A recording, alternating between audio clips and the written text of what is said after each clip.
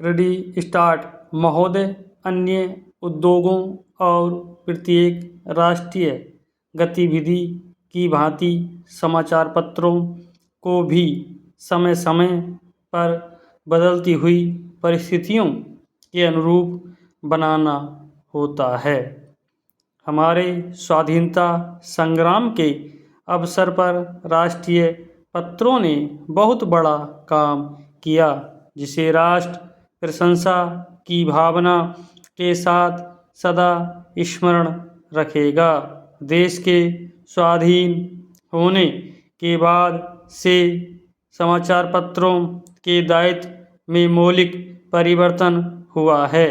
देश से विदेशी सत्ता के जाते ही शासनतंत्र राष्ट्र के प्रतिनिधियों के हाथ में आ गया।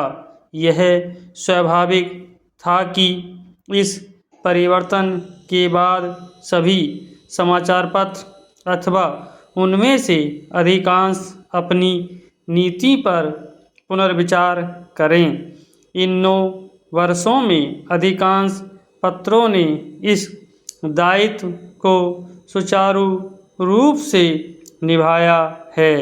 मैं यह प्रसन्नता से स्वीकार करता हूँ कि पत्रों ने राष्ट्रीय महत्व के प्रश्नों पर सरकार का समर्थन कर उसका बल ही नहीं बढ़ाया, बल्कि जब कभी विचार स्वातंत्र्य और सच्चे मतभेद की मांग हुई तो पत्रों ने आलोचना का आश्रय भी लिया।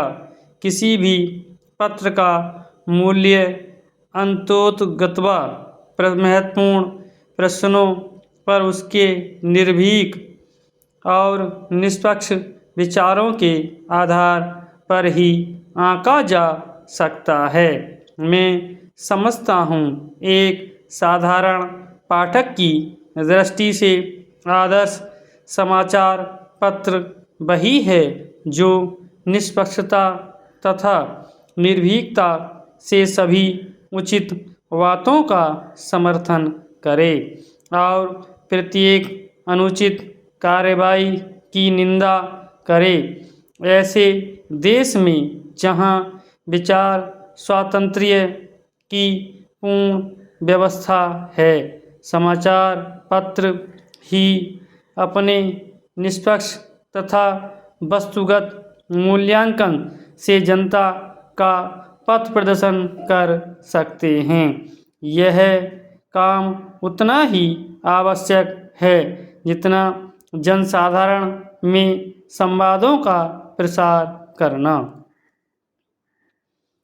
भारत में समाचार पत्र उद्योग लगभग 100 वर्ष पुराना है। इस काल में पत्रों की बहुत प्रगति की है और शक्ति तथा यश का उपार्जन किया है, किंतु जब हम भारतीय पत्रों की दूसरे प्रगतिशील देशों के पत्रों से तुलना करते हैं तो हम बहुत सी बातों में, विशेषकर प्रकाशन संख्या की दृष्टि से, अपने पत्रों को बहुत पिछड़ा हुआ पाते हैं।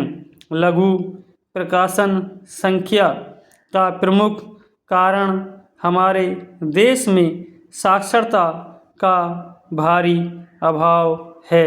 यह हर्ष का विषय है कि कुछ समय से पत्रों की प्रकाशन संख्या बराबर बढ़ती जा रही है और देर सवेर उसकी दूसरे देशों के पत्रों की प्रकाशन संख्या से तुलना की जा सकेगी।